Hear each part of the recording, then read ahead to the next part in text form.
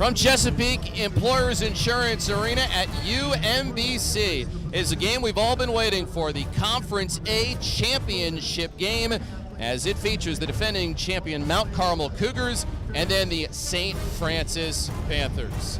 Well, welcome you courtside, everybody. Jeff Arnold, joined alongside by the coach, Jimmy Patsis. Mount Carmel, coach, they're trying to defend their title, and they've got a very talented player, and Tristan Wilson is going to try and help them do it. Tristan Wilson's coming into the Holy Cross Crusaders up in New England. Look, he's a really good player. He's got a lot of help, but he can score and pass. He just is really a tough guy. He'll make plays to beat St. Lawrence St. Joe by passing. He'll score it if you lead him open. But Tony Martin has done a tremendous job building up Mount Carmel. He did it at John Carroll. He did it at Spalding. And now he's here. They're the defending PCL and MIAA champs. Well, and you go to the other side, and then you've got Carter Fisk, a guy who's attracting a lot of D1 attention, who pays to St. Francis. Carter Fisk can go anywhere he wants in the country. Nick Miles, and by the way, Fisk has help in Jones. Fisk and Jones are a 1-2 punch. But Carter Fisk got 40 points last game, and he's just a tremendous scorer who stayed all 3 years. What I like about this team is they like their coach, Nick Miles. They lost a lot of players. People thought Nick Miles was down. I thought Nick Miles did the best job in the country this year coaching a high school team. I saw them beat #1 Stepanak to start the season, but he's going to go beat Mount Carmel, who's the defending champ, next to #1 seed. You can't say nothing about the St. Francis Panthers. It's going to be a great game. As good as it gets in the state of Maryland, Mount Carmel, the defending champs, taking on St. Francis, and it's coming up next.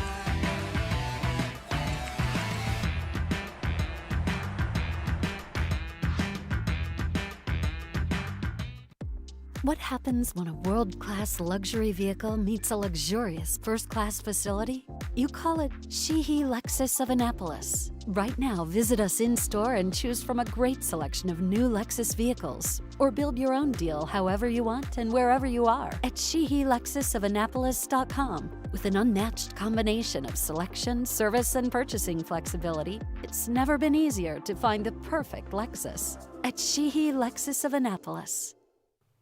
The 2026 MIAA Championships are presented by Advanced Radiology, trusted by more doctors, preferred by more patients. Archbishop Spalding Athletics, one in Christ. CFG Bank, revolutionizing the banking experience. 5-Star, connecting creators, athletes, and the best sports highlights. And Lido Pizza, the preferred pizza of the MIAA.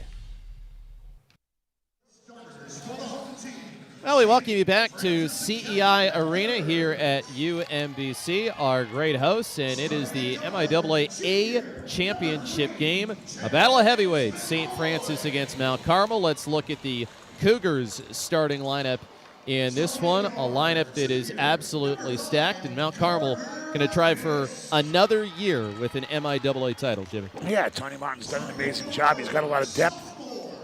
Gage Howard's back. He's been starting. They have a guy going Lehigh. They got a guy going to Holy Cross. They got a 5-man in Junior Mancho, who's being recruited by probably every Power 5 on the East Coast. And they're the defending champs. Tony Martin knows how to build. He built at John Carroll with Emmanuel quickly. He's one that got Rudy Gay originally. Well, he got Spalding going, then Mike Lick got Rudy Gay to go there. But he put Spalding on the map. He put John Carroll on the map. He went to North Carolina. He's back. They go. They're kind of a balanced team, Mount Carmel, but Tony Martin deserves a ton of credit for being back-to-back, for winning the BCL and the MIAA. But here comes our ever-present Nick Miles and St. Francis Academy. Yeah, and it's a group that Terrence Jones is not in the starting lineup, but do expect to see him, as there's your St. Francis Academy starting lineup, brought to you by Toyota. Our officials for our Conference A championship, Michael Statham, Dwayne Spencer, and Tyler Zorn. A-team officials. Nick Miles, by the way, I love my Toyota Crown, which is parked out front. Love that car. Thanks, Toyota. This is a St. Francis team that has a 1-2 punch in Jones and Carter Fisk, as good as anybody in the country. 2 junior guards.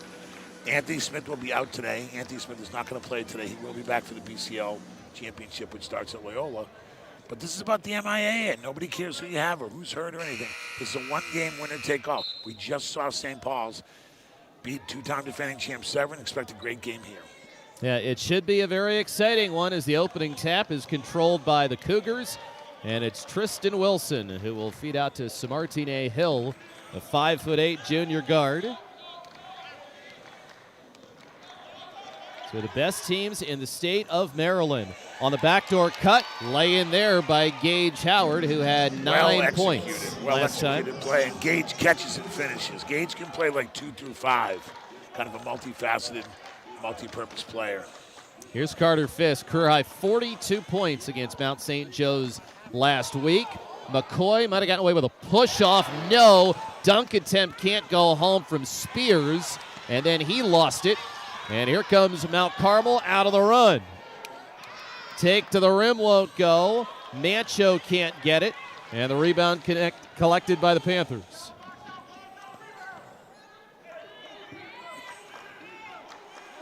This is Carter Fisk. And a kick ball is going to keep the ball with St. Francis. St. Francis defeated St. Vincent Pallotti and then Mount St. Joe's to get to this point. There's Tony Martin, decorated career as a head coach, not only in the state of Maryland, but as you noted, in North Carolina as well. Yeah, he's been a great, look, this is a legendary guy who, worked at Cardinal Gibbons back then with arguably Ray Mullis, one of the best coaches in the history of the state. But Tony's a grinder, but he can recruit, but he can coach. Nick Miles, on the other hand, just held B.J. Ransom, who I think is the best shooter in the East Coast. He's got a lot of curry in him. He needs some strength. B.J. Ransom, player of the year at Mount St. Joe. Well, Nick Miles held him to 8 points, and that's not easy. Nick Miles can just flat-out coach. And what Nick Miles does, learned under William Wells. You talk William Wells and Ray Mullis, okay? Those are 2 of the primary coaches in the 70s and 80s and 90s. Both these coaches learned under them. It's Gibbons versus St. Francis. Gibbons is closed, so Tony makes some adjustments. But what he's done at Mount Carmel, which is the easiest job, has been amazing. Out ahead, here's Hill. Gets it, leaves it, lay in good. Tristan Wilson with his first bucket of the night. Yeah, Tristan Wilson's going to be a good player for Dave Paulson at Holy Cross. Can do lots of different stuff, including he's a leader. Yeah, Division I players all up and down both of these rosters as Chance McCoy dials up a free ball for St. Francis. Extra pass, lefty off the catch. Remember, I talked about this earlier. I saw St. Francis open this. Well, they were 1-0. Stepanak's first game. That's Stepanak with 3 McDonald's All-Americans out of New York. St. Francis beat him because Nick Miles can really execute a game plan. Howard with a fadeaway jumper, misses that one, and the rebound comes to Spears. He had 12 points in the win over Mount Carmel earlier this year. I'm not sure that's what they wanted. Loose ball. Out of bounds as it was rejected there by Junior Mancho. 6'9", a lot of size. Leading rebounder as there's Nick Miles, a Hall of Fame resume. Arvin Batsinda, good chance for him to play here because Smith's out. Nick Miles, just a great man. I hang around him. I've known him forever. He helped me at Loyola, helped me at Siena. I was always, of course, at Maryland. I got to know him through lots of people. Luke DeLessio's here, Greg Manning, etc. Luke DeLessio's here for the CIAA. Nick Miles cares about every kid on his team. He doesn't care if you go in Division III, junior college, high major. He wants kids to go where they can play, to get a great education, have a great time playing under Nick. And he teaches them one really important thing, how to win basketball games. Nick's a winner. He'll play zone. He'll change up defenses. He'll play anybody anywhere. He travels the country. Can't say enough about Nick Miles. Fisk misses that 3 after the previous miss by Spears. McCoy, Fisk misses that one and finally cleared away, and a foul is called, and now a little pushing and shoving as it was Basinda going for the rebound, and our lead official, Michael Statham, stepping in. Oh, the greatest. He should be coached. He could do an NBA game tomorrow if you wanted. This Mike Statham's an excellent official. What I like here is little feistiness. These players know each other. Everyone knows. Mount Carmel came in to win both MIAA here and then go to Loyola and win the BCL. So impressive. Well, Nick Miles and St. Francis, this is kind of their city. Mount St. Joe's has had their run. Calvert Hall's rebuilding. Spalding and Josh Pratt have a lot of good players, but St. Francis has been the most consistent. And I don't think they're not so happy that Mount Carmel took both titles last year. Out of bounds, and it's going to go to Mount Carmel. I mean, between these two teams, it's going to guarantee that a Baltimore Catholic League team is going to win the MIAA championship for a 30th straight year. I mean, look, that's the sport they play. The MIAA is great for all sports, and I really think it's good because it gives other teams a chance to play the big teams in the Catholic League. Mark Rohde's here, Jack DeGio. But in all sports, I think the MIAA is important. And they play this, and then next week's the Catholic League champ. And that's kind of a combination of a weird bunch of circumstances. But the BCL, to me, the Baltimore Catholic League is the third best league in the country. DC is the #1 league. I'm not even sure. New York's not really two anymore because a lot of guys are leaving, and some teams are going to the EYBL, etc. A true Catholic league bounces it off. I've got to make that. Got to be paying really well done there. by Fisk. Getting creative with that bucket. 7-4, St. Francis leads. Yeah. Ralph's Rudisans, who's going to Lehigh, has to pay attention a little more in the out of bounds. But we could do BCL history all day long. It's the top 2 or 3 league in the country. DC's #1. After that, those teams are just, and then for the other MIAAs, that's why there's a B conference. And St. Paul's, congrats. Off the 3-on-2, the dunk there for Basinda. Really good job catching and finishing right there. Basinda just catches, finish, dunks. Like I said, here's Nick Miles again, proven. Nice steal. Deflected away to the basket. McCoy with the pocket pick. St. Francis an 11-4 lead, and a timeout used by the Cougars. Doing it on the defensive end, St. Francis fired up, and they don't have Anthony Smith today. Yeah, I think you were interested to see what it was going to be like at the very beginning of this game without Smith, the defensive player of the year, but so far no problems for the St. Francis Academy Panthers, as there's the nice work there by Chance McCoy. You know, Nick Miles isn't going to take any excuses. He just said, hey, we're down a guy, it doesn't matter. So this is the top 10 in the Maryland poll. Remember, St. John's in D.C., Paul VI is in Virginia. So if you're wondering where are they, Paul VI, O'Connell, who beat IMG, they're in Virginia. This is the right poll. And I saw Georgetown Prep play. I've seen Glenn Elk, who does a good job. John Carroll's got a great score. No, those are the 2 best teams. And Mount Carmel, and I don't play this game, but they had DeMatha beat. They were up 7 with a minute or 2 to go and lost. They had DeMatha beat, but DeMatha and Coach Mike Jones down there, they're rebuilding. But to be 1-3, that's why I said this league, I think it's the 2nd best league in the country. Well, Hill with a nice take to the bucket there. 11-6 is your score. Good execution out of the timeout. Now, Mount Carmel, he's got depth. The thing Mount Carmel's done is you can't beat them there. They're just too tough to beat there at home. They kind of have a bandbox like Towson Catholic did. Tony's made a great job of the East Baltimore campus being a tough place to play.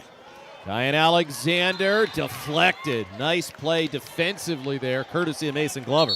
Yes, Glover's going to, he says, you're bringing that in, you better be strong. You know what's great about Mount Carmel? You go to the game, you get to go to Schultz's before. 1969.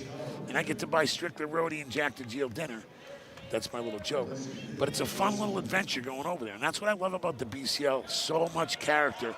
Even though today they're in the MIAA, you go to Gilman, you go to McDonough. And there is Ralph's Rudisans, who's going to Lehigh, coming in on the out-of-bounds play. Like that, it's 11-8. Yeah, Rudisans, 6'9", senior, really talented player from Latvia. 3 balls short there from McCoy. And the rebound collected by Tristan Heflin. You look at McCoy, Fisk, and Terrence Jones, 3 juniors. Rudisans misses on the 3 ball. Picked up by Fisk, out on the run, lost the ball. It was saved to the wrong colored jersey, and now McCoy will set the offense up. Spears gets wedged and fouled. Spears, sort of a do-it-all guy, sophomore, rebounds, does a lot of dirty work. Nick has some interchangeable parts. And you heard he wants to attack in transition. You hear him yell. If they don't have it, set it up and share the ball. You heard him move it, share it. Fisk will be the one who puts it in play. Glover, right back to Fisk. The performance the last game, 42 points. Nick Miles said it may not have been the best he had ever seen, but it was certainly up there with among the best performances. 42 points in 32 minutes, my friends. I'm not a math major, but that's pretty good. That is, and that's also pretty good too, Carter Fisk. That's why, because he gets through the dribble and then strong enough to lay it up off the glass. He's just that typical tough Baltimore guard. Nick's back to man-to-man. St. Francis is back to man-to-man. See, bad pass. Got to bounce that. Yeah, off the turnover. St. Francis, that is no good on the tip-in from Grimes. Jump ball is called. And the possession arrow is going to keep it with the Panthers. Yes, stays at St. Francis. Now, like we said before in the first game, Severn had some chances. They ran the ball well. They shot threes. They didn't convert enough. There was a relentless pursuit of the basketball by St. Paul's, I felt, and that's why they won. Even though St. Francis has missed some shots, their pursuit, their energy towards going after the basketball on the boards, on the floor, right now seems to be an advantage. Fisk tried it on the interior but misses it. Hill with it out on the run, and then he gets it stripped away by Fisk. So the Panthers will try and score in transition here. If they don't, they'll run some good cross, good catch. Grimes settles it down now as we hit 1 minute in the opening quarter. Grimes almost traveled there. Fisk leaning in, trying to draw contact. Tough shot. Tristan Wilson gets the rebound from Mount Carmel. Up ahead for Hill. Spots up the three. No good. Tip in rebound courtesy of Gage Howard. Gage Howard was hurt early in the year. I think he's a player of Boston University. Loyola, the Josh Leffler, Kevin Farrell, my bro over there at the Loyola Greyhounds. They're looking at him. He can definitely play Division I. I think Gage just has a really big upside. Recently surpassed 1,000 career points. Drive and leave. Spears, 4-3, and he drains it. I like Spears. Spears playing under control, waiting, catches it, catch off the shot. He'll do the dirty work. He's playing defense. He's rebounding. Now Mount Carmel down 6. We'll have a final possession. 5 seconds left. Hill, Wilson, 3, missed it badly, out of bounds. And the first quarter comes to a close. And so St. Francis able to get out on the run. Mount Carmel with some ball control issues. And as we get ready to head to the second in this highly anticipated Conference A championship game, it is the Panthers that have got the lead. A lot of playmakers on display tonight here at UMBC.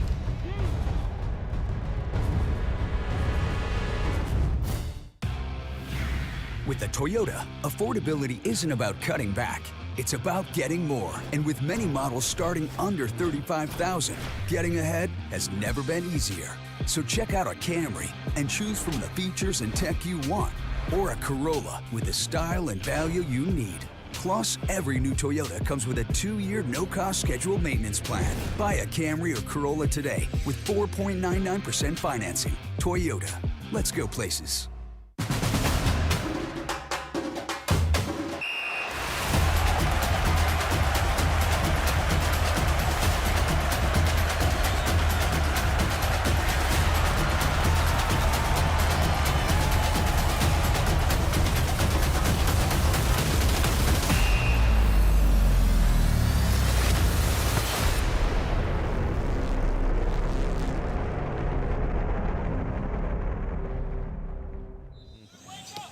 Well, we welcome you back, and St. Francis with a 6-point lead.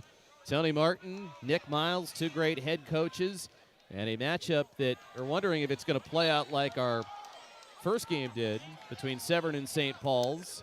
Severn led early. St. Paul's big third quarter battled and ended up winning the Conference B championship, but we'll see what today has in store. Mount Carmel with the basketball to start off the second quarter. Worked into the corner. Wilson hits on the 3 ball. He led his team with 14 points in their win over Glenelg County the last game. Got to keep my hats off. Glenelg does a great job. They get good players. I've always said Noah Batchelor, who played at Maryland, but they just consistently do a good job. They beat St. Francis this year, and that's why the MIAA is great, because it gives different teams like Glenelg a chance to play the big powers. I'll tell you what, that was a great offensive set by Mount Carmel. Gage had 3 different opportunities to score, and pass. Wilson gets the 3. There's unorthodox, just score inside by St. Francis. Nick Miles' team, toughness, finding a way to get it done. And we see Chance McCoy again get to the bucket. Hill threw that one in a window that didn't exist, right into the hands of Brian McMahon. A couple turnovers unforced. That's very untypical of Tony Martin coach team. Now these two teams met up last year. Mount Carmel winning the championship game from a year ago. Great rematch. McCoy with a 3. Won't go. Branch got it. Gonna go. Fisk for 3. High rebound collected by Spears. No. And finally, Mancho collects the miss. He'll take the feed. Howard will. Misses it at the rim. Up and down we go. Laid up and in, as it's a track meet so far. McMahon finishes for St. Francis. See, Jeff, we see 3 opportunities by St. Francis. They don't get it. Gage has to finish that stronger. Block shot. St. Francis back down in transition to score against them. Then you have a 7-point lead. And if you're Mount Carmel, you want to keep it under 10. Yeah, the 7-point lead, the largest so far for St. Francis in this one. Hill for 3, can't get an answer. Branch, the defensive rebound for the Panthers. Fisk from the free throw line. I don't like that. He had Antoine. I'll tell you what, Fisk is really tough. You got to give it because he's had a score, but I don't know. I just thought right there that Spears was open, who already hit a 3. Just make the easy pass. It's a foul. Mancho. They're going to call a foul on the floor, so this is not going to count. When you have Spears open, who does all the dirty work and already hit a 3, you're coming down, just make the easy play, St. Francis. They got a little greedy there. And so instead of going up 10, which I said is a kind of a magic number when you're a basketball coach, when you're up 10, you love life. Other than that, you know it's all tenuous. That's an inbounds play that worked. Yeah, and Gage Howard tipping it up and in. Gage is a willing passer, so to have 1,000 points is really impressive. Yeah, he's at 1,000 points. Junior Mancho recently reached 1,000 point as well. One of Tony Martin's favorite players he's ever coached, he was saying. Yeah, Mancho's only getting better. The mid majors would die to have him. I think he's a high major player. Nice pass. Bounce pass out for Branch. Leaves it for Jones, who gets fouled. Wilson was trying to go for the steal, kind of climbed all over Jones, who hit the ground. You watch that possession, you know why Nick Miles players understand the game. They had like 7 extra passes there. Shot fakes, extra pass, results in a foul. But a lot of guys passing up. In other words, they came down, probably shot it too fast in transition. Nick says next time move and share it. They do.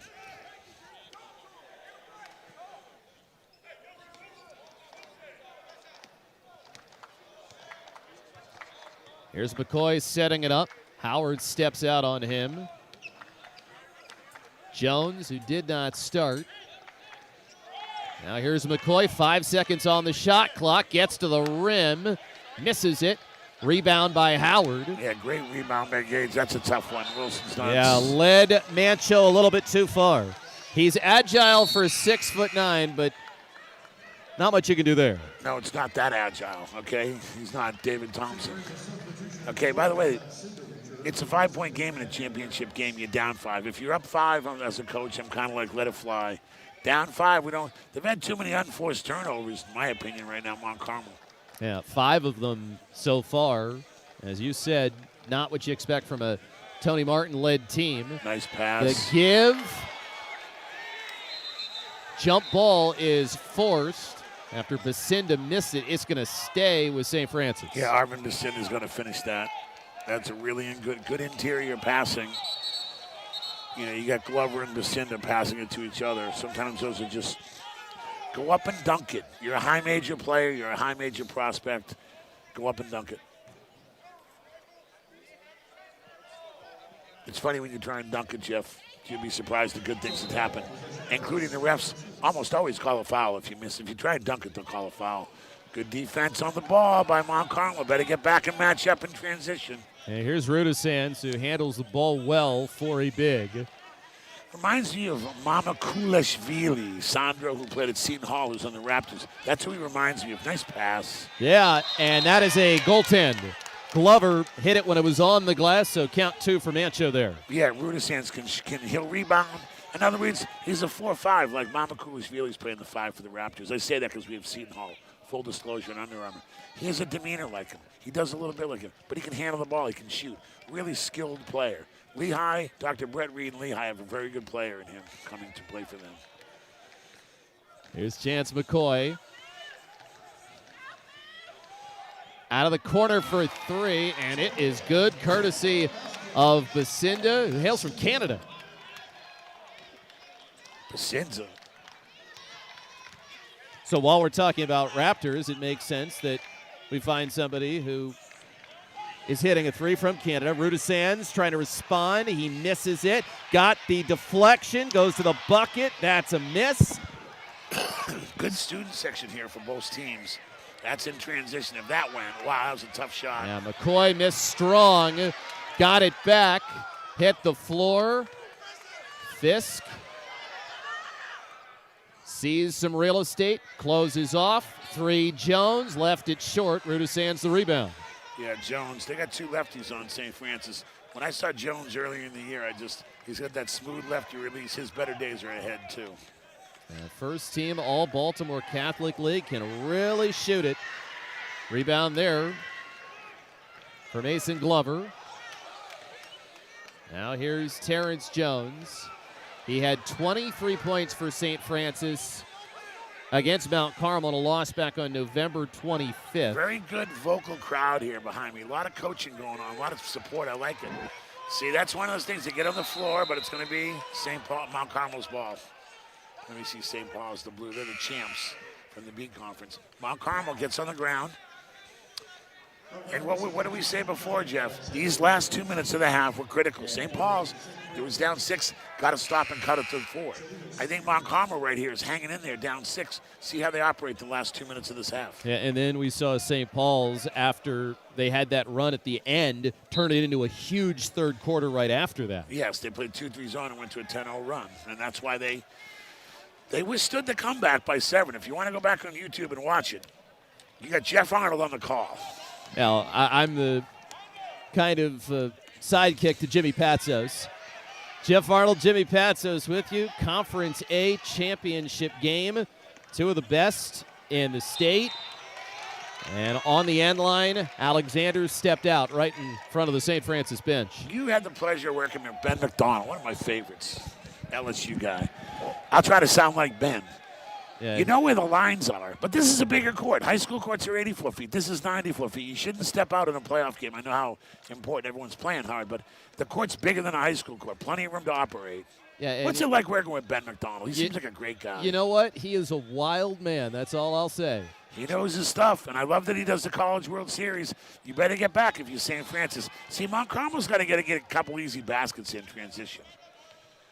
Kyan Alexander gives it off to Junior Mancho. Junior's not going to shoot it from there, so they're going to sag off. Nice shot there. Off the right foot, airballed it. I don't mind the runner in the paint. Always shoot the runner high. McCoy trying to shake Hill. Hill strips him. What a really nice play. Great defense. So Martine Hill running into contact, and he draws a foul. That's what Chris Paul looked like at Wake Forest. One man, fast break, but it used the bigs. It'd throw Eric Williams in front of you. Okay, right there on Mount Carmel. You just had a great defensive play by Hill to come all the way back, grab the ball. He missed his runner, which I didn't mind. Comes back and plays defense, takes it all the way, and kind of like Chris Paul, uses the big in transition and gets fouled. Yeah, Jones, he is charged with a foul. That is his first. Little scoring drought for St. Francis. They don't give him a shooting foul. They scored last time on the out-of-bounds play underneath. Here's Gage Howard on the back down. Pass. Small window to convert it, but he did, and Tristan Heflin lays it in. Gage, I hope Loyola Boston U is watching and takes him because he does a lot of things that don't show up. Well executed out of bounds play, patient with the good pass for the assist. 35 seconds left before halftime. It is a 4-point game. St. Francis has been on top by as many as 7.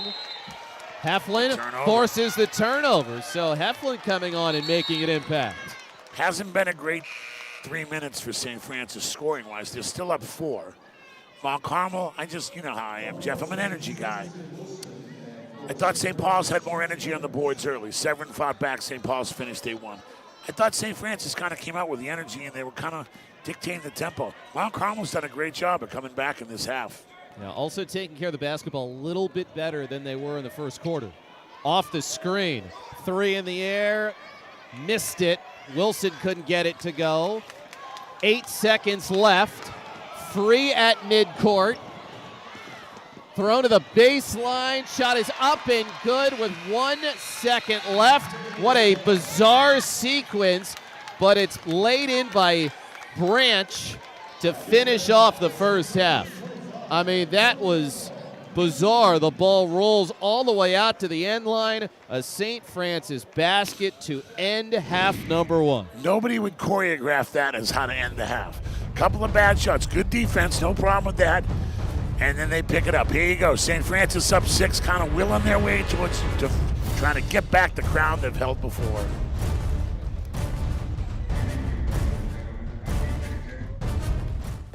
What happens when a world-class luxury vehicle meets a luxurious first-class facility? You call it Sheehy Lexus of Annapolis. Right now, visit us in-store and choose from a great selection of new Lexus vehicles. Or build your own deal however you want and wherever you are at SheehyLexusOfAnnapolis.com. With an unmatched combination of selection, service, and purchasing flexibility, it's never been easier to find the perfect Lexus at Sheehy Lexus of Annapolis.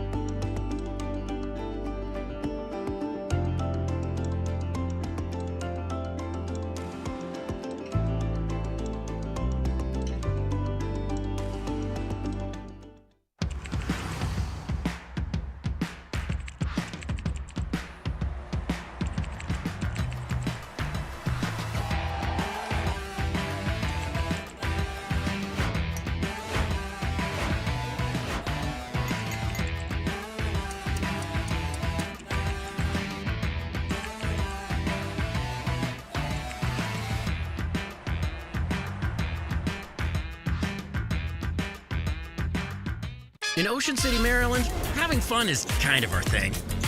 I mean, look at these two. They're all about having fun. That's fun. This is fun. Whoa. Too much fun? Nah, no such thing.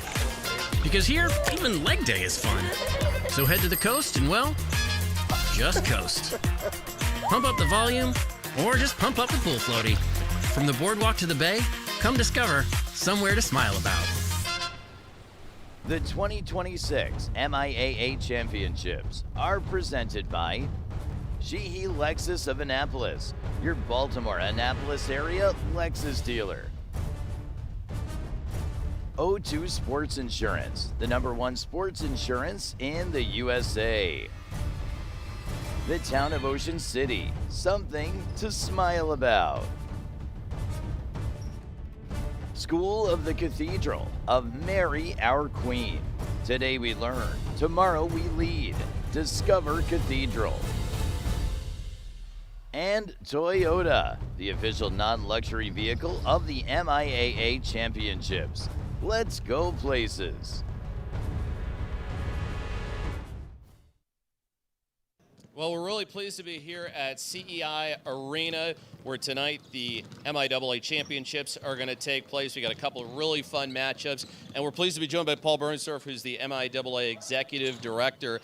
We're at that time of year where It's championship season. You see some of the best teams in the area. What does it mean for you when you come here, the season's finally concluded, and you have a chance to crown a couple of champions? Well, first of all, being able to come to UMBC is awesome. I mean, the kids walk in here, and a lot of our kids have never been in an arena like this, so they think it's like they're like in the NBA right now. And then, to come here, they host this great atmosphere, great crowds.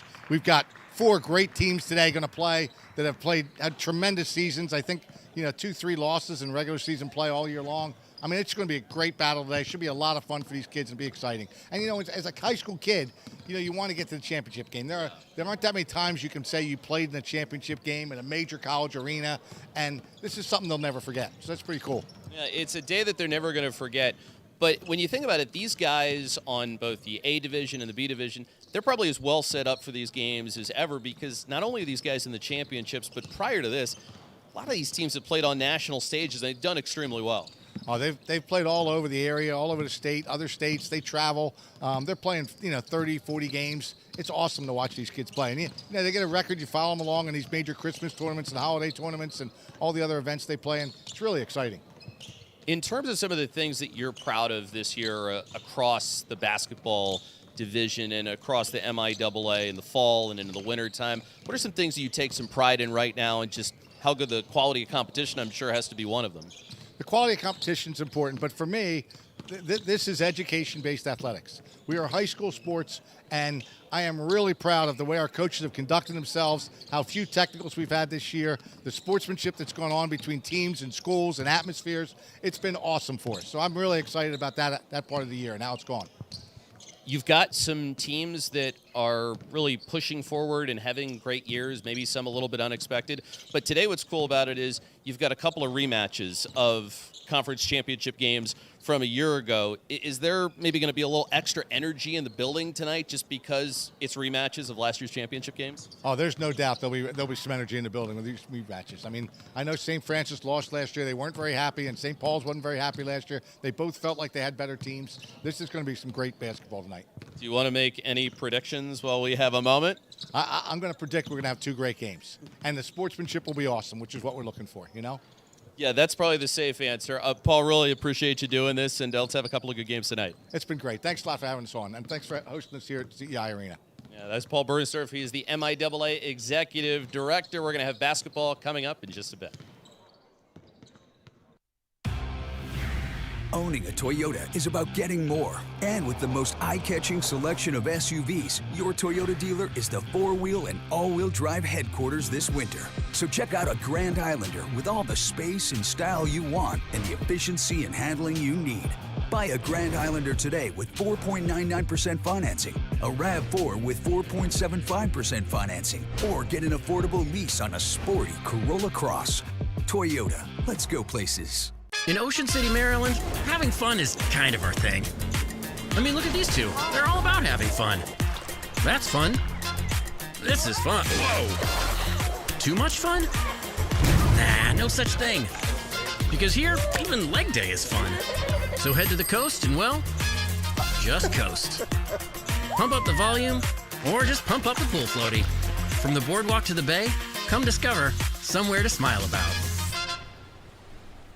Rich in tradition and guided by faith, Cathedral School is committed to fostering the intellectual, social, and spiritual development of every child.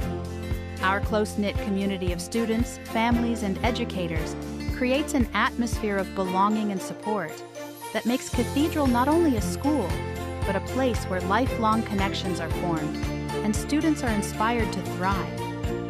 Learn more today, online, at schoolofthecathedral.org.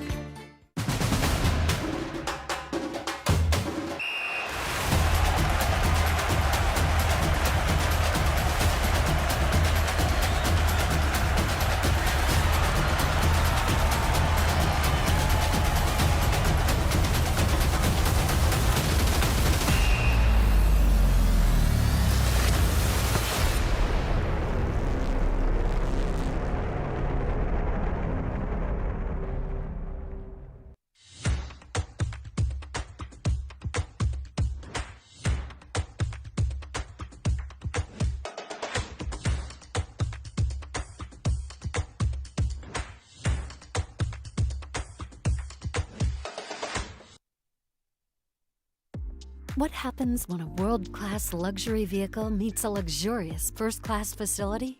You call it Sheehy Lexus of Annapolis. Right now, visit us in-store and choose from a great selection of new Lexus vehicles. Or build your own deal however you want and wherever you are at SheehyLexusOfAnnapolis.com. With an unmatched combination of selection, service, and purchasing flexibility, it's never been easier to find the perfect Lexus at Sheehy Lexus of Annapolis. Well, we welcome you back. CEI Arena here at UMBC, and a 25-19 lead for St. Francis. And it's been a game, Jimmy Patsos, where you have seen two of the best teams in the state of Maryland. It was a little bit lower scoring of a second quarter after we saw St. Francis lead it by 6 in the first. And let's take a look at some of the highlights. We'll actually get to the stats first, and they're presented by CFG Bank. 6 turnovers for Mount Carmel. They were able to get some of those issues under control in the second quarter, but there you see St. Francis +7 on the glass. That helped. They're on the glass. They're just not finishing as well as I thought they would with second chances, much like the first game. St. Paul was on the glass, and their strength inside and their ability to go after the ball ended up helping St. Paul's beat two-time defending champ Severn. Here we are in the A-League, the big boys, and the B conference, very competitive. But, you know, as we saw in D.C., St. John's lost in double overtime to Paul VI. I have them as the best league in the country, and Baltimore's the second best league. That's the BCL, who's part of the MIAA. That's good inside passing. Wilson gets it. I thought Gage was a great facilitator for Mount Carmel. But I thought the energy of St. Francis and Nick Miles' Panthers was better. And what they did was St. Francis kind of dictated second shots. They got the ball in transition, but as you said, Jeff, there was some turnovers. There was some turnovers by Mount Carmel early that are uncharacteristic that led to some easy runouts by St. Francis. 5-point game, plenty of time left, 2 halves left here. But remember, St. Francis lost right last year to Mount Carmel in both the BCL and in the MIAA. This is an MIAA championship, and thanks for having this production on. Dave Cottle and his crew, fantastic. This is great for the young men to play in front of a big arena, 94 feet court, but to be on TV too. And we'll see who can play under the pressure for the next 16 minutes. Now, if we go back to the game that started our Conference B championship, our coverage tonight, it was St. Paul's who made quite a rally in the second half. We'll see if Mount Carmel, the defending MIAA conference champs, are going to do the same. Fisk from the short corner. This is the jumper, and it's Tristan Wilson who's there on the glass. And that's how it goes. Fisk couldn't miss. He had 42 against Pilati. Now, Mount Carmel's better than Pilati. No offense to them. Different level.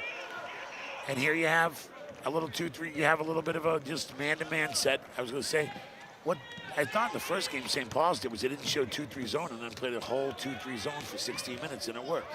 Gage getting in there, finishing. Gage is getting better and better. Yeah, he's got 8 points. He leads everybody so far on the Cougar side. And he plays a little defense, can pass the ball, handles the ball. He's kind of a do-it-all guy for his size. And as you said, it was a start by, I really thought St. Paul's energy coming out of halftime, they made the adjustment even though they were down 4. We'll see what Mount Carmel does the same thing. Good help D, and they take the ball away. Gage, once again. Ooh, jump ball. And tough call, but it's Mount Carmel's ball anyways. These guys are going after each other with the ball. We saw a little feistiness early. St. Francis, you ain't seen nothing yet, showed up at halftime. This is going to be a boost for the Panthers. Going to 2-3 zone themselves right now. Yeah, it was feisty, but the officials did let both teams play. Nobody's in any foul trouble as we start this third quarter. I thought the B conference was well refereed too, and you got Michael Statham here in the second game. One of them, but they got a good refereeing crew. Yeah, let him play. The southpaw Antoine Williams knocks down the jumper. Hey, Mount Carmel has made it a 2-point game. Tony comes out, attacks the zone, staying calm and cool. Mount Carmel, all of a sudden, 2-point game. Williams known, very low-maintenance guy, really good defender, maybe the best that they have on their team. They're running a flex right now. That's why I love Nick Miles. He'll do anything. Zone to flex, nice pass. Spears for 3, and there's the response from St. Francis. Spears continues to impress me. Does a little of everything. Sophomore. He had 12 points against Mount Carmel in the win back on February 9th. These two teams split the season series. I was at the game when Mount Carmel was just dominant early. The student section was early. I saw them. They played early in the year. They played way early for a conference game because there's so many teams in the MIAA. St. Francis came back. You're not going to go over to Chase Street. It's not going to be easy to win over there. So they got the split. But St. Francis played them really early, and Mount Carmel's energy was tremendous. Now, Gage wasn't playing. But I'll tell you one thing, nice steal on the out-of-bounds play. These are where the turnovers.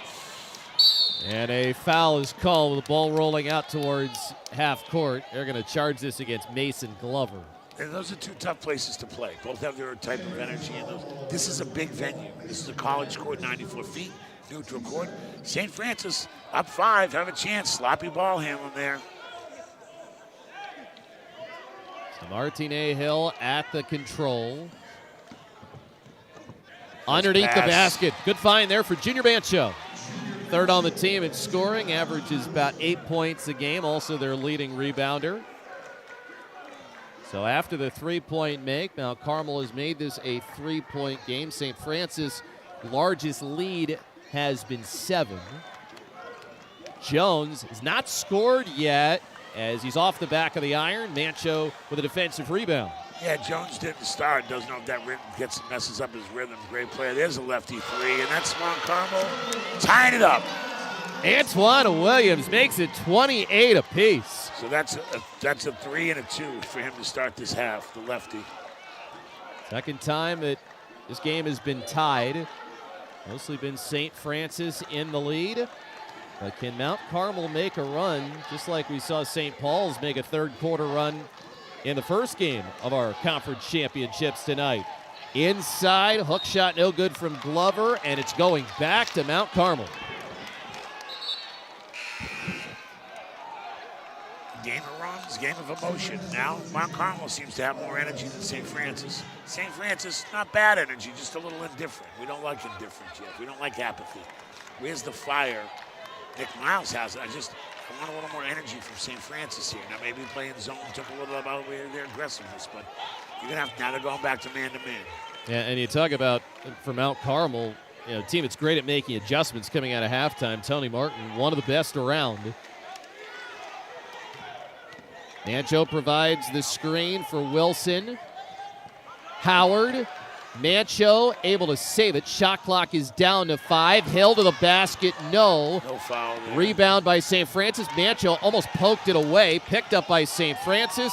Goes down floor for Jones, and he gets his first bucket of the game. That's important. See, I like that. Get Jones going with a layup. They don't have to take a 3.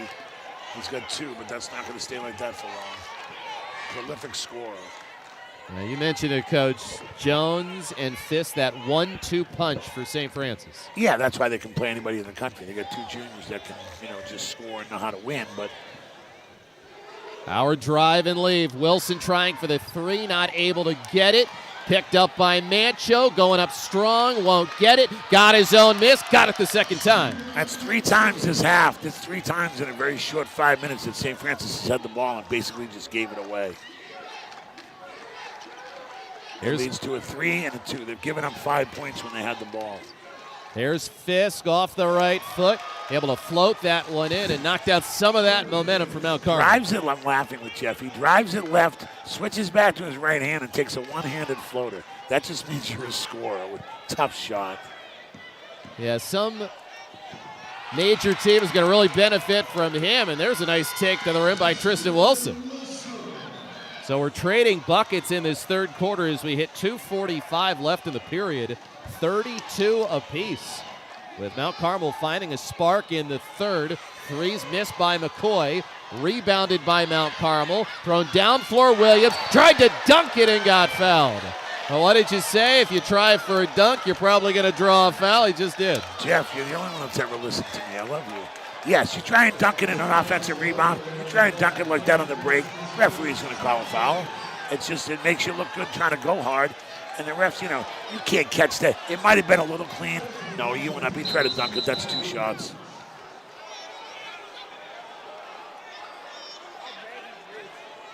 There is no review, thank God, at this level. While I don't mind a little reviews, they have a few too many of them, in my opinion. Yeah, it can get a little monotonous at times, and St. Francis has taken a full timeout with 2.5 to go in the third quarter. And this is a league that has top to bottom, produced year in and year out. Right now, Mount Carl, the defending champions, but look at all the different parity that you have seen across the MIAA. Let's start with Calvert Hall, and they had a really good coach who just decided not to coach anymore. Really good coach, okay, but they've been a prohibitive great team since Mark Amatucci all the way back. They've been so many great players. St. Francis we've talked about. Mount St. Joe, you're talking NBA players, Sticks, lots of different players. When Maryland won the Big Ten, Darryl Morcell. And then you go back to Mount St. Joe again. Mount St. Joe's run. But John Carroll in 18, what an outstanding job. That was Emmanuel Quickly. That's why I love this league. And then Mount Carmel comes back out of nowhere because of Tony Martin. That's a lot of different champions right there, okay? And Spalding's on their way with Josh. Josh Pratt has 2 great sophomores, okay? Loyola has a new coach. Calvert Hall's coming back with a coach. St. Mary's is going to adjust to the B Conference. This is a history. There's NBA players. There's all kinds of Division I players. And we can go back all the way back for all the great players in this league. That's why the MIAA is great. And that's why I like that they play the McDonald's, the Gilmans, the Glen Elks, because it gives those teams a chance to say, hey, we played against these teams. The Catholic League itself is next week to see who that champion is. But what a great league, the MIAA, the history, and I really like this tournament. Williams hits the first free throw. Another point is they play so well in the MIAA, and then when they play teams nationally who are some of the best across the country, these are teams that are holding their own and winning. Oh, yes. They'll travel anywhere. You know, like I said, Mount Carmel was done. They both went to IMG down there this year. St. Francis, they travel all over the country to play. That nice operation right there. Good shot on the baseline stagger. Yeah, Jones not able to hit the 3. Wilson looking to Nice go the pass. length, but what a great pass. Finding Gage Howard. 36-32 Mount Carmel. This is their biggest lead of the game. Wilson to Gage, that's just senior leadership there. That's having a lot of savvy there and getting out of the break. Now they're up 4, Mount Carmel. This has been a third quarter that St. Francis is not going to be happy with. Down by 4, inside of 2 minutes left. Shot clock is at 10. Here for Jones. He gets fouled. I think they're going to call this on Howard. They're going to call it on the floor, which is fine because neither team's in the bonus. Remember, it's 5 fouls per quarter in the bonus, Jeff. Yeah, so that's just the first foul that's been picked up. They're going to call this on Hill, actually, not Howard.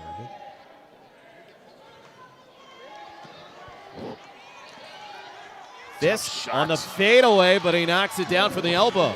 That's why he had 40, folks, the other day, because he can score all kinds of ways. That's a hard defense on him, and he still made that fadeaway, rised up.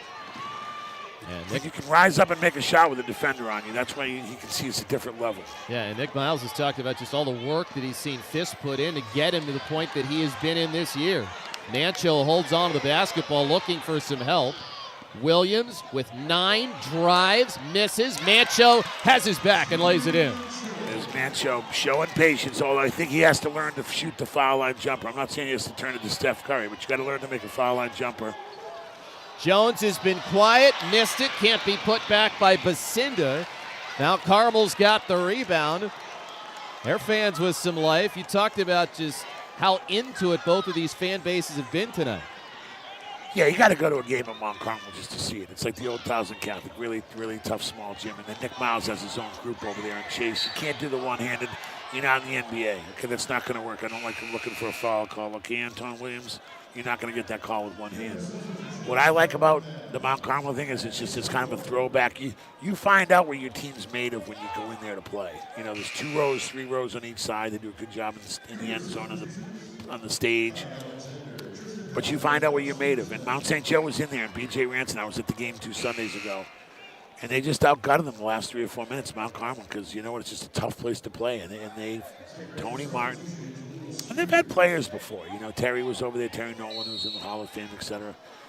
But he's kind of turned it into this wannabe program from guys all over the area. Nice out-of-bounds play, just didn't go. Alexander missed on the 3. St. Francis is going to get it back. I mean, Tony Martin has said this about Mount Carmel.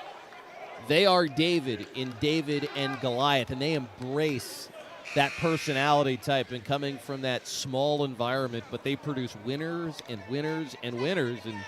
And Tony Martin, certainly one of the best around. Yeah, like I said, learned from Ray Mullis, where Steve Wojciechowski went. My guy Quentin Daly went there, who I loved, who was a great player, played for the Bulls. R.I.P. Quentin.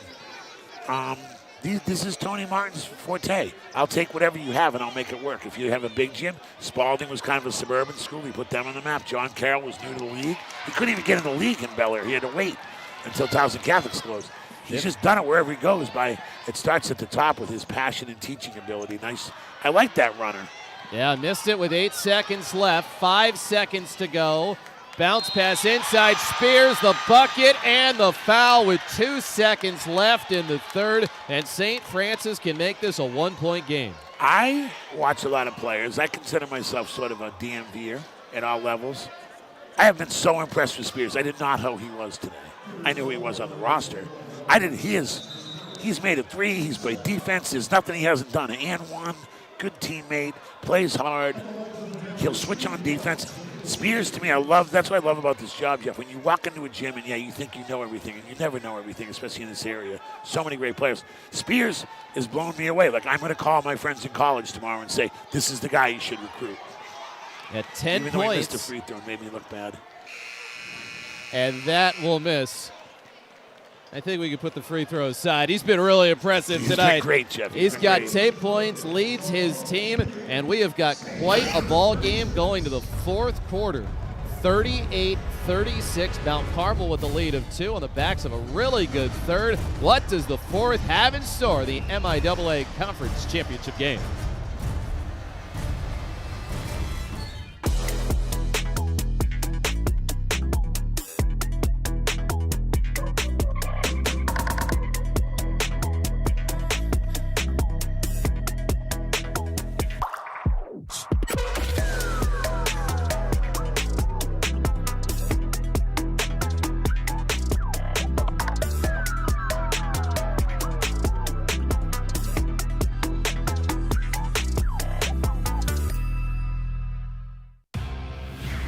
With the Toyota, affordability isn't about cutting back.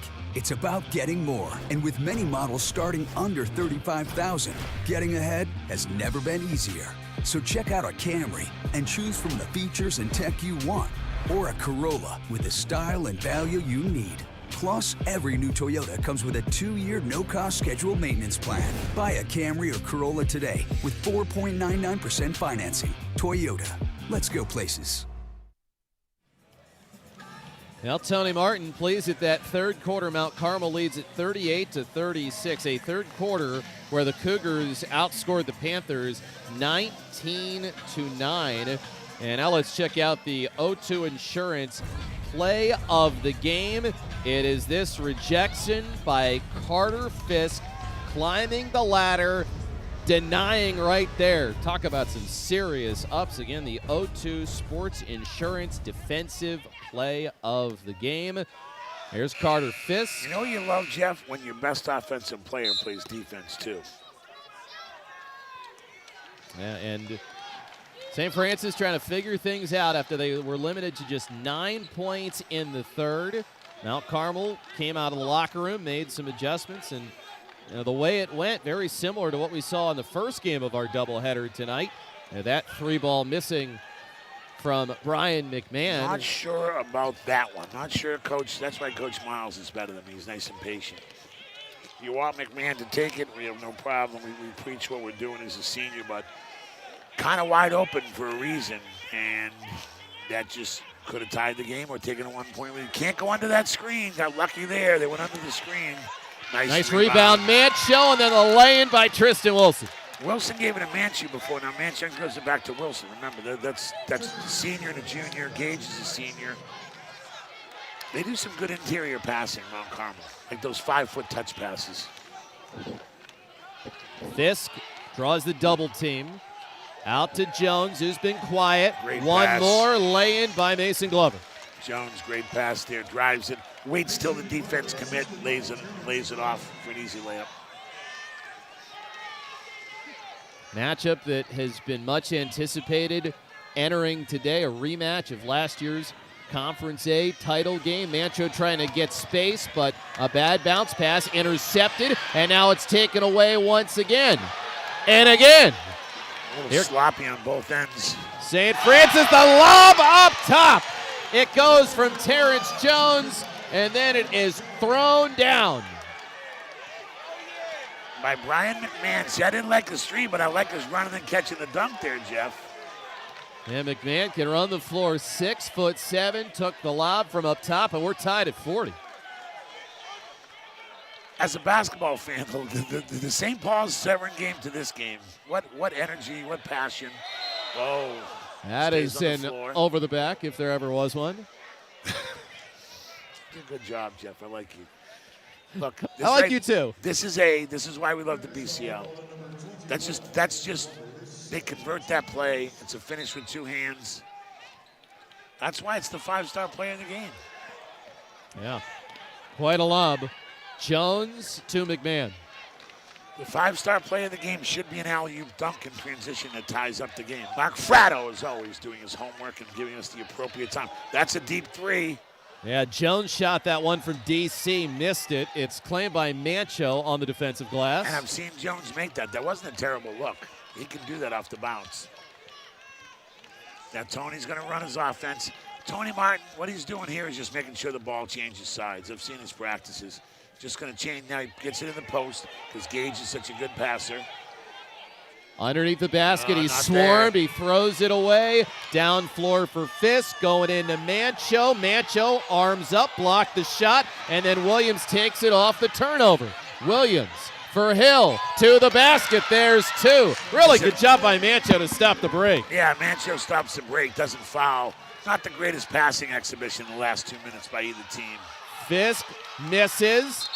Fight for the basketball, tie up, and it's going to go back to the Cougars. You talked about this, Jeff. The stats that matter. Both teams have 4 timeouts. That's not an issue. The jump ball goes Mount Carmel's way, which means the arrow's going to switch. Now St. Francis will have the next jump ball. But Mount Carmel gets an interesting possession here because you're down 2. I mean, you're up 2. Jump ball, you get it. You don't have to use the timeout. Both teams have 4 timeouts. Remember, 5 fouls is when you shoot in high school in the quarter. No issue there. Well, here are most number of MIAA championships. St. Francis has got 6, and then Mount Carmel won its first last year. They're trying to go back-to-back this season. Yeah, they've been in the league. They've done a good job. They're trying football. Just their size is a little challenging. Spalding, Rudy Gay, John Carroll, Emmanuel Quickly, Towson Catholic. That's where Carmelo Anthony went. Lots of great coaches there. Okay.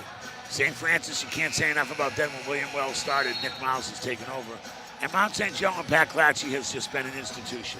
What Pat Clatchy's done with different players, different teams. He's gone to Hawaii and beaten IMG. He's done lots of different stuff. But he's really rooted in this Baltimore area. And what a great coach. I'm glad to see Loyola got one. And remember, they're taking Reddy away that had Rodney Monroe there. They're not in the league anymore. And now St. Mary's is jumping in, but that's the challenge St. Mary's has. Those are really nationally recognized programs, and none of them are going to change what they do, which is recruiting, coaching hard, teaching, getting better, and changing a challenging schedule. That's why I love going around the country. Here we go, Baltimore, St. Francis, Mount St. Joe, Calvert Hall back in the days when Amatucci was there. Like, those things are household names, and that's why we're lucky to be part of this. Yeah, it's been quite a night. 2 really exciting matchups. 4:39 left after St. Francis took the timeout. And I don't know another league that has 2 championships because of the MIAA, which is what this is, and the Baltimore Catholic League with kind of the same teams. So you have two chances to win a championship. That's really tough to prepare for as a coach. Nice what a pass. great pass. They find Gage Howard, who throws it down. Tristan Wilson getting it into the mailbox slot. And there's Wilson driving it again, the Holy Cross commit, and Gage catching it. I love Gage. Doesn't show too much emotion, but catching it and finishing with efficiency. Here's Terrence Jones, the third. Nason Glover looking for some help on the inside. Goes to the outside. 3 is good, plus the foul. Brian McMahon, the guy who had the alley-oop, hits the tray, and he's going to have a chance at a 4-point play and can even this thing up. McMahon heard me say he's not a great shooter. The lefty gets it, catches it, and one. The most unlikely. He barely played in the first half. Hits the 3. He had a nice dunk on the alley-oop. Now he hits the 3. Now you got to convert. As excited as you are, you got to convert. And we'll see what defense Nick Miles plays here coming back. Yeah, he's got 7 points, and it's kind of been a storyline in this game. You got McMahon and Jaleel Spears, two guys who've really stepped up big for St. Francis today. Ties up the ball game. I mean, if you don't have those two guys, then the Panthers aren't in the spot they are in right now. They're not even remotely close, but that's what makes championships games interesting. You know, you got to find out who can step up, or is it going to be an unsung hero? And look, Anthony Smith couldn't. He's a starter, couldn't play. That's all right. Now we find out who Spears and McMahon are. Yeah, Smith not able to play. Defensive Player of the Year. Rudisans, 6 on the shot clock. Here's Wilson, back to Rudisans, to the basket for 2. See, Rudisans, that's it, catches and finish. I'm not sure about that foul, but he might have got hit on the elbow. That's what. Yeah, they call it, but Rudisans a chance for an and one opportunity. Wilson drove the ball and knew exactly what he was going to do. Right here, he already knew what he was going to do. Yep, he hit him afterwards when he released it. Great call. From Latvia, going to Lehigh. Very skilled European type player. Look, Latvia, Lithuania, Srunas, Davos Bertans. Lithuania has a few more players than Latvia, but that region has a lot of great players. Basketball's in their blood.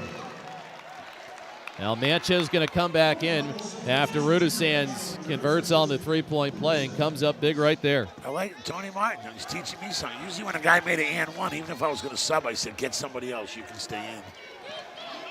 Now Carmel with a 3-point lead.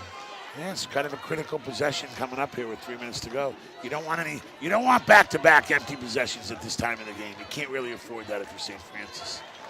Jones gets in, lobs it underneath for Spears. He got rejected. Then it's picked up by Jones. He got it deflected. Howard trying to hold on to it. He does. And now here comes Mount Carmel back the other way.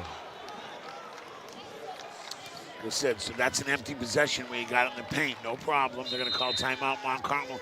Tony's going to talk about how. Now, we only got to stop, but you know how this goes, Jeff. If we can score, then we're going to increase our chances. Like, yeah, we want to run the clock down, but there's not enough time to play that game. There's too much time left. But you want to get a really good shot because you just got an important stop. And what we talked about earlier, they have plenty of timeouts. Yeah, and we just see Gage Howard with the deflection. I mean, he's done it all today. I mean, he has passed, he's converted, he's been a great defender, getting some shot rejections. I mean, Gage Howard, a lot to like out of the 6'8" senior. Now, Tony Martin talking things over with his team, and an opportunity to win titles in back-to-back years with the Cougars. Martin, one of the winningest high school coaches. He's won titles in Mount Carmel, Archbishop Spalding, John Carroll. Year in, year out, you know what to expect from Mount Carmel. You know what to expect from Nick Miles and St. Francis.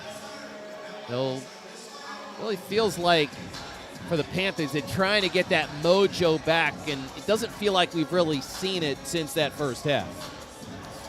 No, they came out with the energy, and St. Francis was ready to go. You have a player out, everybody can step up. And like we said, McMahon and Spears have. Look, they're right here. They weathered the storm. It's just their energy was a little at a high level in the first quarter, kind of evened out in the second quarter. Third quarter, Mount Carmel's energy, and that's why it's a three-point game. This game has so much to be played with 2:50 left, three-point game.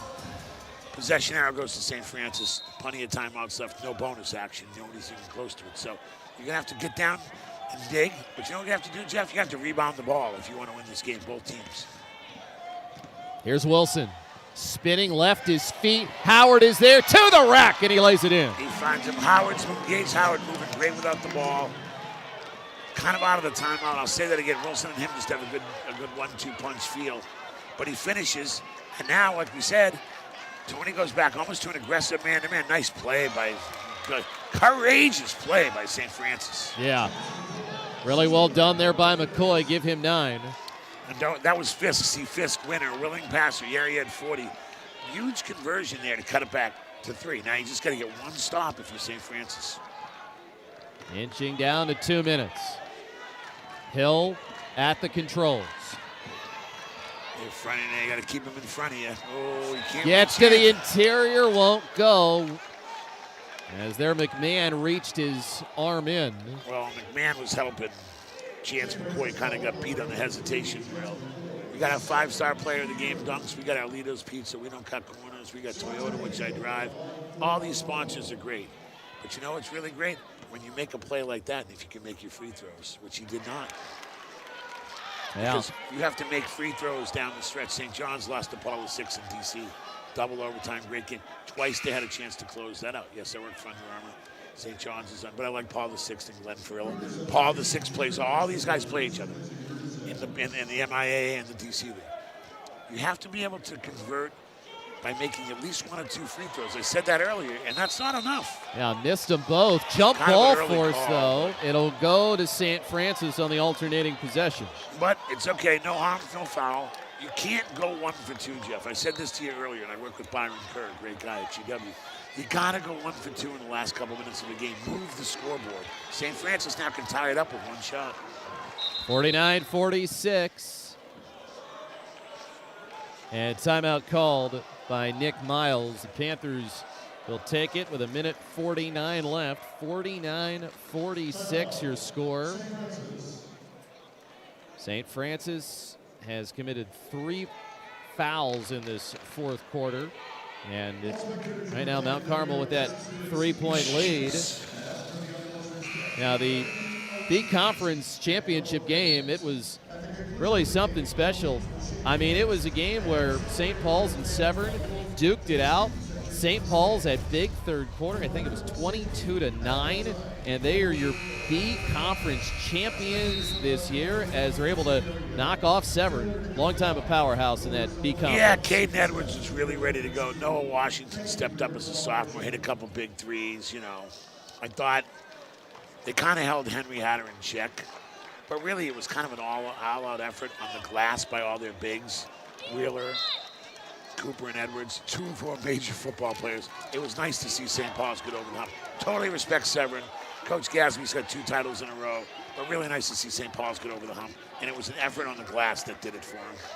Fisk, Jones, can he hit the 3? No. Loose ball picked up by Tristan Wilson, and Mount Carmel will have it with 1.5 left.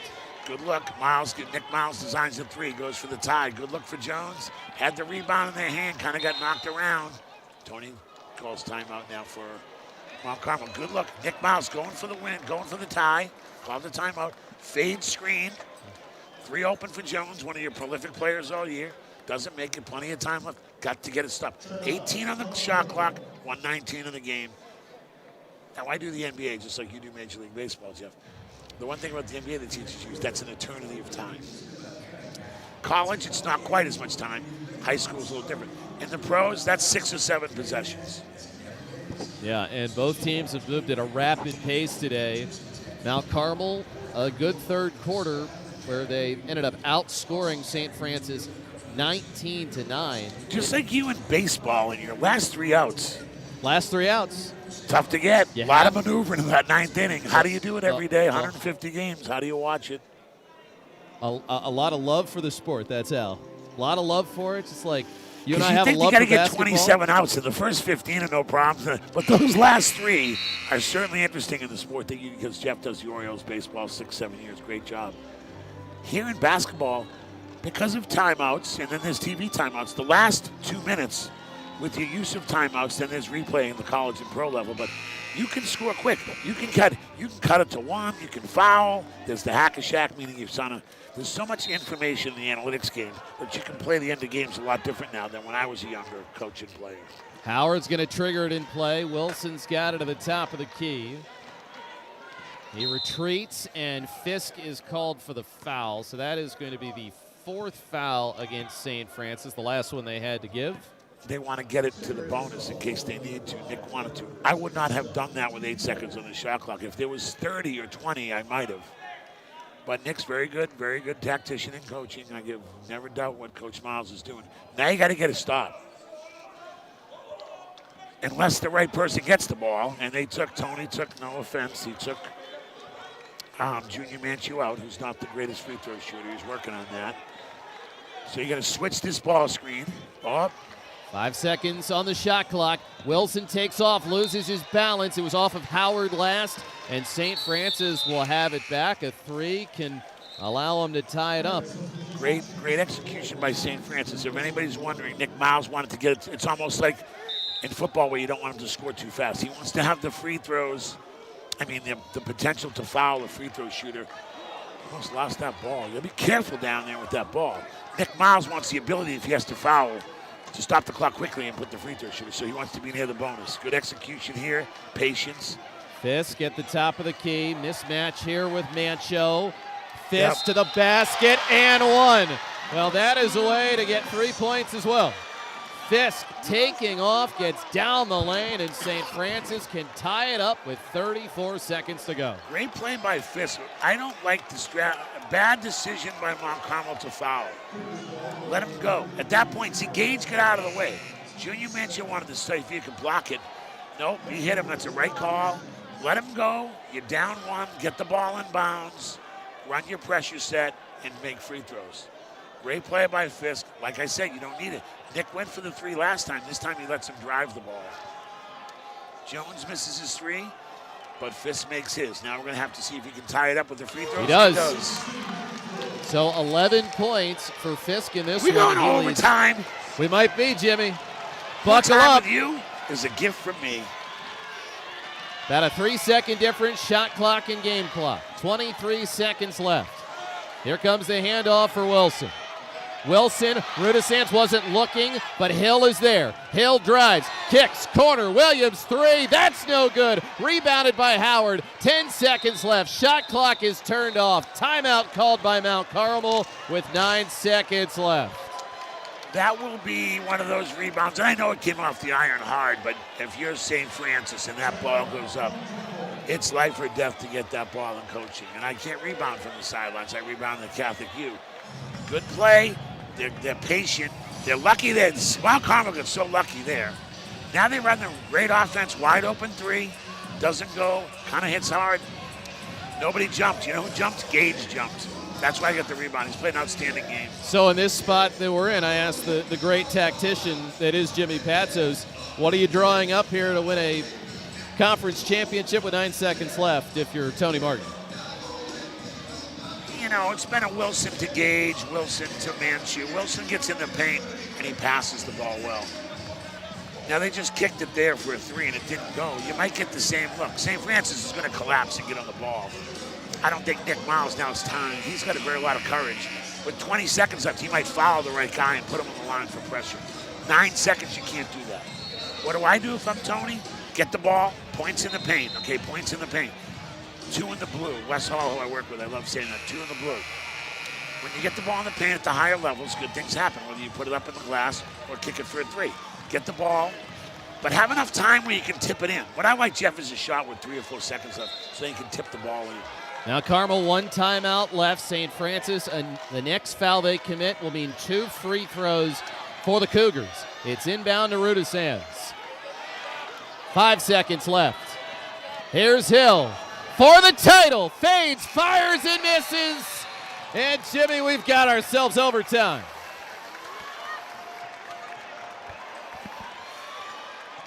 Mount Carmel, no overtime game. St. Francis 2-1. Chris Pica already has it. Greatest stats man in the country. The notes on the BCL and MIAA provided by Chris Pica, second to none in America. Second to none. And we're going to take ourselves a little bit of a break. 49-49. We are headed to overtime of the MIAA A Conference title game. Owning a Toyota is about getting more. And with the most eye-catching selection of SUVs, your Toyota dealer is the 4-wheel and all-wheel drive headquarters this winter. So check out a Grand Islander with all the space and style you want and the efficiency and handling you need. Buy a Grand Islander today with 4.99% financing, a RAV4 with 4.75% financing, or get an affordable lease on a sporty Corolla Cross. Toyota, let's go places. What happens when a world-class luxury vehicle meets a luxurious first-class facility?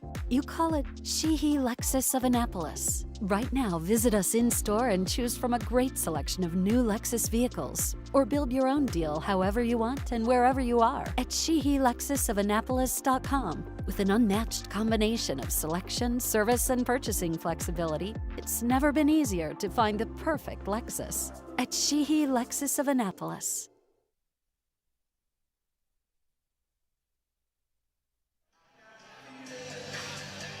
Well, a matchup of two of the best in this area, two of the best in the state of Maryland. It needs overtime to try and decide the MIAA A Conference Championship. 49-49. Jeff Arnold, Jimmy Patsos with you. Here was the final look for Hill, and on that fadeaway, not able to get it to go, forces the extra session. I don't mind the push off fade. Just step back's good, but you got to rise up straight. Drew Nicholas was really good for us at Maryland doing that. And Juan could do it effortlessly. But, okay, you created space, but now you faded back too much degree of difficulty in our Olympic times. And they're going to stop this after the jump ball was thrown. So I think they're going to retoss this. 4 minutes of overtime, and no, they're not.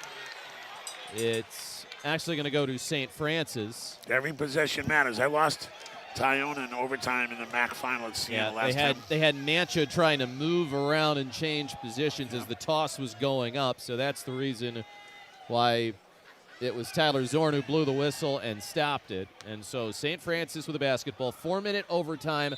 Each team gets an additional timeout, and the fouls remain where they are. So Good 4 info, for St. Jeff. Francis, 2 for Mount Carmel. That's Iverson over the top of the double. Tough shot. Jones for 3, and he drills it. And that's what he can do. That's what the lefty can do. I saw him do it against Stepanak. What I was saying to you is I was in the finals. We lost by 1 to overtime to Iona to go to the NCAA MAC finals. We lost a jump, and we fouled twice. In other words, every possession in overtime matters. So that jump ball, you're going to look back, and here we have a 3-point lead by St. Francis. Williams inside Howard. He got that one blocked from McMahon. Picked up by Mancho, who lays it back in. Very fortunate play for them to get the ball back and score on a left-handed drop step by Mancho is improving. Mancho with 10 points in this game now.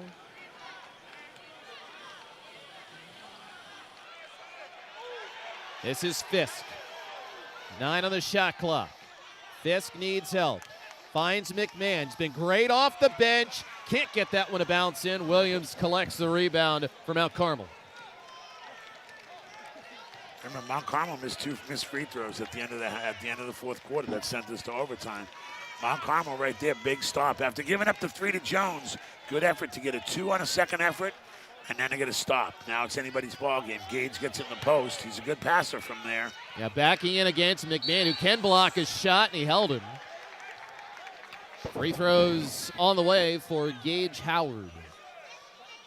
All Baltimore Catholic League second-teamer. That was a tough 3 right there. That's why Jones, I know he didn't start. This is a big play right here. He gets blocked, but Manchu gets it and then takes his time on the drop step. Howard hits the free throw. I mean, that was a big 3 from Terrence Jones. It's been a day where he hasn't quite had his stroke, but give him credit. He's got a lot of confidence. He just keeps on shooting. Oh, yeah. That's why he's at the high major. Him and Carter Fisk will be recruited by Big East, A-10, etc. Howard's second's good. And all of a sudden, they gave up the 3 and they didn't win the tap, but they're up 1. Love the resiliency by Mount Carmel. Yeah, 16 points tonight from Gage Howard.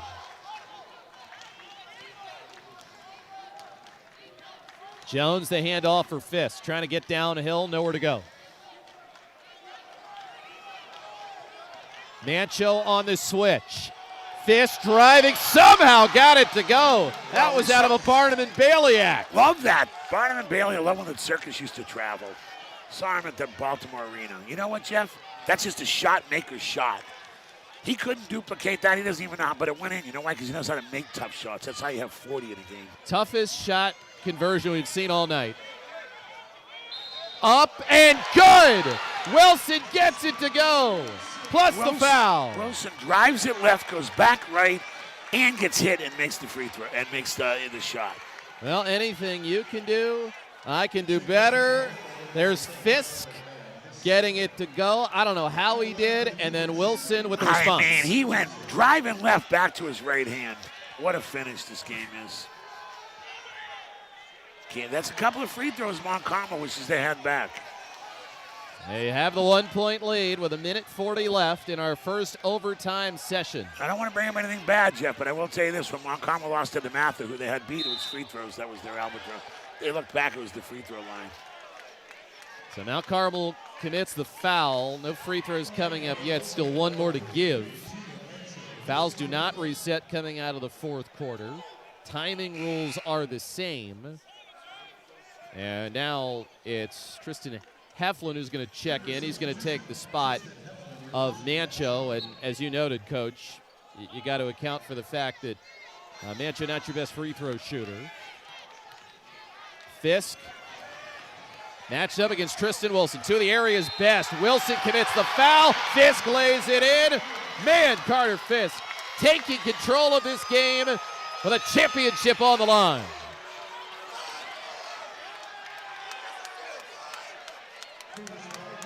Man, oh man, Carter Fisk saving his best for the guts of the game.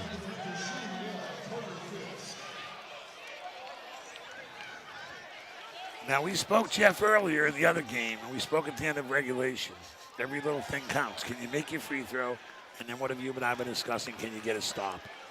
Get a back-to-back stop at this stage of the game up 2, you're in good shape by St. Francis. But it starts with making the free throw. Off a career-high 42 points his last game. Second most ever by a Baltimore Catholic League player in postseason play. 16 for him, and some of his biggest have come here in overtime. Well, almost came off the ball to steal that. Now you got to keep Wilson out of the paint. High to low for Rudisans. Williams back for Rudisans. Lost the ball. No St. foul. Francis has it. No 1 minute left. There. I wouldn't call that foul either. Tony didn't say anything. That's a big stop by St. Francis up 2. Now they're going to milk the clock, but Nick's going to still try to get a good shot. Jones lost it. Here comes Mount Carmel on the run. Hill ahead of the field. Blocked from behind. Are you kidding me? Fisk did it again. Williams to the basket. He scores on the second effort. Tie ball game at 57. And here we go. Fantastic finish. I thought Nick Miles and St. Francis could have got a better look than that. Not only did they not get a good look, they didn't. The shot was bad, so they couldn't get back on defense. Mount Carmel finishes tie game. And that's very rare that I criticize Nick Miles, but I don't think that was well executed by their up 2. You're up 2. He has plenty of timeouts left. Maybe get a good shot.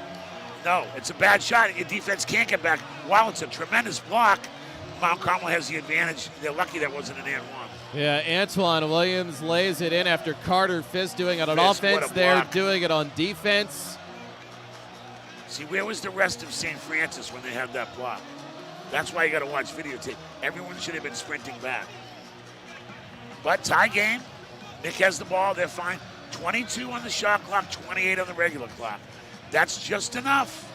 As we saw at the end of the third, at the end of the second quarter, Jeff and I were watching. Remember the same situation, and St. Paul's got to stop, and then they went down and scored, and they cut it to 4. Me and you looked at each other and said, kind of a swing of momentum. There's enough time to get a stop if you're Mount Carmel, and then just go, because everyone's going to be panicked. And what are they going to not want to do? Foul in a tie game. So if I'm Mount Carmel, get a stop, and then go back at them. We got plenty of time. If you're Nick, you want to get a good shot and try and tip it in, but somebody got to get back on defense. That wasn't great execution with 1 minute to go and the ball up 2, in my opinion. But that's okay. Plenty of time left. Well, lower your oxygen mask, everybody. It's been quite a matchup here. Both crowds are into it. Overtime in the MIAA Conference Championship game. Now, Carmel has committed 4 fouls, so if they foul here, it would send St. Francis to the line for 2. Deflected in a rear court where it's picked up by Terrence Jones. 18 seconds left. 10 on the shot clock. Mancho steps out. Fisk inside McMahon on the reverse. Doesn't get it to go. Picked up here by Tristan Wilson. Wilson, 5 seconds left. Lobs up top. Mancho puts it in with 2 seconds left. Fisk throws it, but it's not going to go. Timeout called. Timeout was called. A timeout was called, and we might have a review here. Stop and score. I'm hitting Jeff. He's got a bruise on his shoulder from me hitting him. They got the stop, and there's plenty of time. What a great play. And those two have been a combination. And, Wilson's great, senior. Junior catches it, who's also a junior, lays it in. And I'm not sure whether they call timeout or not. There'll probably be 1 second left. Yeah, I imagine they're going to put some time back on this clock after it kept rolling. So the officials will come over towards our broadcast position. And what they're trying to do is to ascertain at what point did Nick Miles ask for a timeout for the Panthers.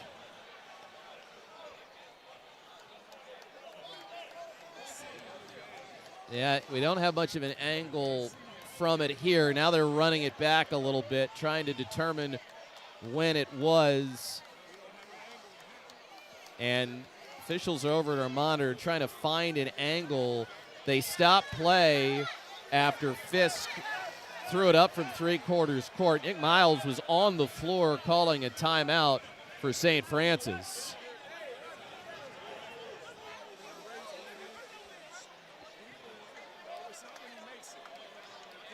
So the shot, it gets made at 3.2. And now it becomes a math equation as to how much time should be remaining on the game clock, with Nick Miles asking for a timeout after the basket was made.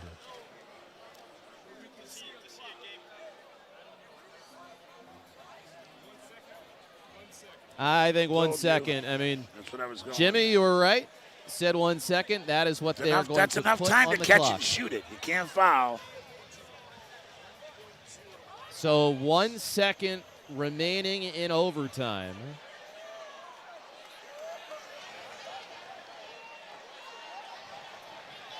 Nick Miles was asking for the timeout.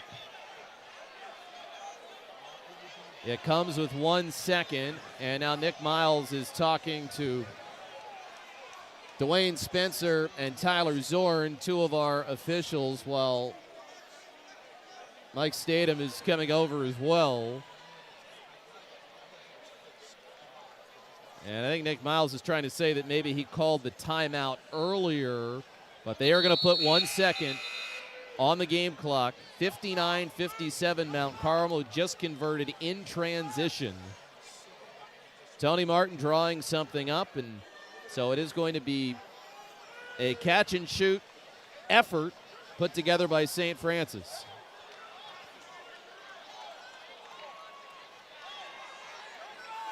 Nick Miles, hands on hips. Tony Martin trying to align his defense the right way. It'll be inbounded from three-quarters court.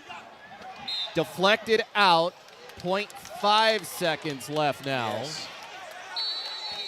And now Nick Miles is going to call a timeout. Both teams Now you can throw something to the rim. have They can timeouts. catch and lay it in. You can try for a lob. Hard for a catch and three. Not sure if I was Mount Carmel. If he didn't get that steal, that was a wide open three. They were going to get a good look there. But he tipped it. Quick timeout here. Now Nick Miles can throw something to the rim where you put the officials. I can't send my tweet with me and Jeff Arnold saying win for the Mount Carmel team because they can throw a lob to the rim and you can get a foul now. It's harder from the other end, but from that position you can.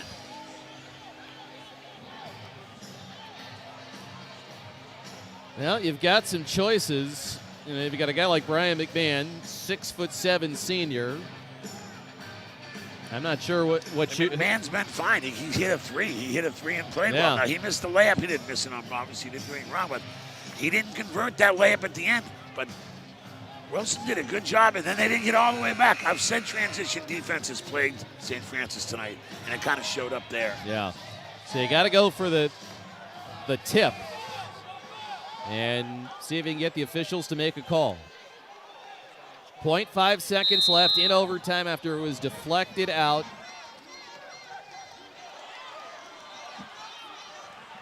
There's the 3 attempt. It is no good. And for the second year in a row, Mount Carmel MIAA Conference A champions. It goes to overtime in a tightly contested battle. And the Cougars, they win it, defeating the Panthers in a thriller here at UMBC. Yes, and who we got? We have Tony Martin, Man, oh obviously, man. and who? Which player? Tristan Wilson? Or An Gage? absolute thriller. I like Gage Howard. Goes to overtime, 59-57, your final. Mount Carmel wins it once again. Last year won it 55-50. It was their first MIAA title game victory in 4 tries. And then facing St. Francis, the best team in the state of Maryland. And in a matchup that is such a big one across this area, Mount Carmel manages to hang on after off the inbounds pass. St. Francis is not able to convert with 0.5 seconds left. Tony Martin with another title, his 4th MIAA A title as a head coach. Previously, he led John Carroll to A tournament titles in 2011 and 2012. And once again, it is back-to-back for Tony Martin and the Mount Carmel Cougars. How about that?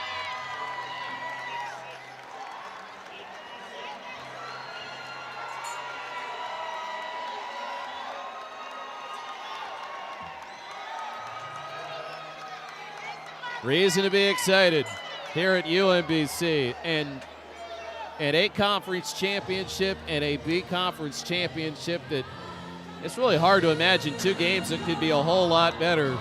The A conference title game going to overtime, and Mount Carmel, they are the champions of the MIAA in 2026.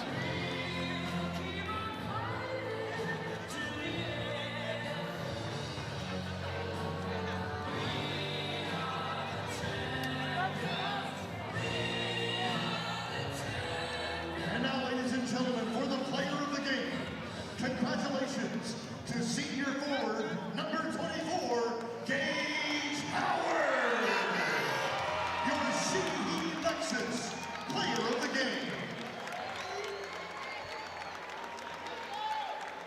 So you hear Gage Howard, the player of the game for Mount Carmel.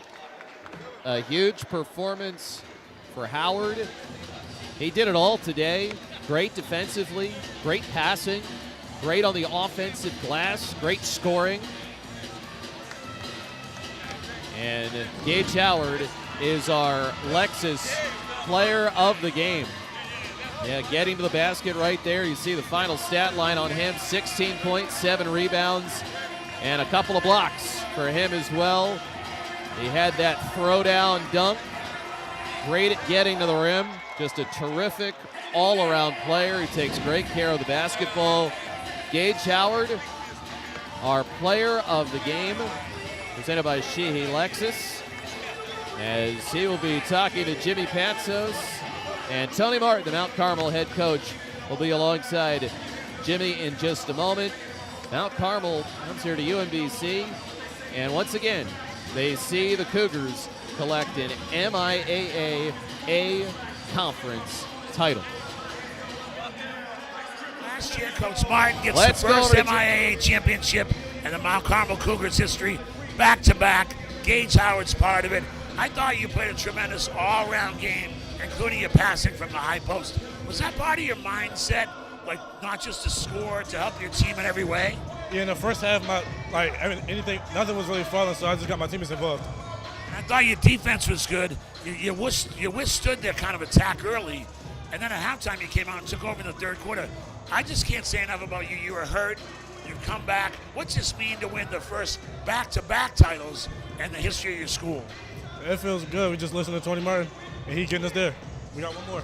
Yes, you do. You got to go to the BCL next week, but this one's a big one. And you're waiting to sign. I'm telling a lot of colleges out there, Gage Howard does one thing, helps you win games. Just getting teammates involved, and I can score when I want. Coach Martin back here in Baltimore after a little trip down to North Carolina. You did it at John Carroll, you did it at Spalding, but this group's special. And you are not the biggest school in the league. While we love going to Schultz as before, you've done a little bit, you've done a lot with kind of a little bit of a situation that's not perfect.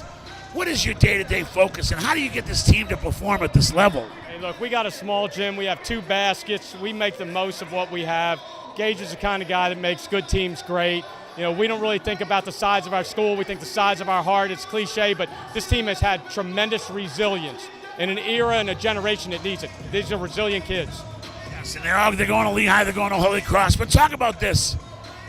You've kept a group together where it's hard to keep them together, but I want to talk about your resiliency of keeping a group together, but you yourself have to feel a sense of pride as you played for Ray Mullis at Gibbons and no longer in the community. To put a school like this with back-to-backs on the map and what you've done and keep everybody, I watch you, you're like a tight-knit group. How do you keep it so tight over there?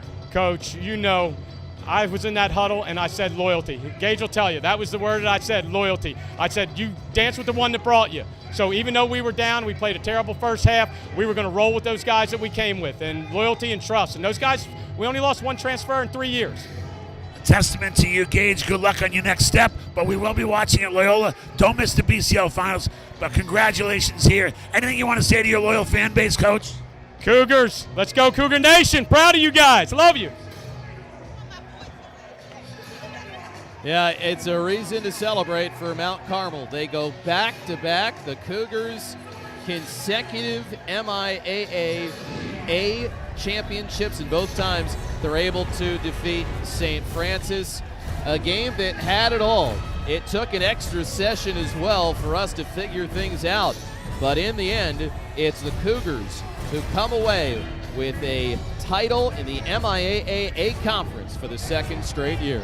Special thanks to Mark Fratto and our great crew. For Jimmy Patsos, the coach, Jeff Arnold saying so long.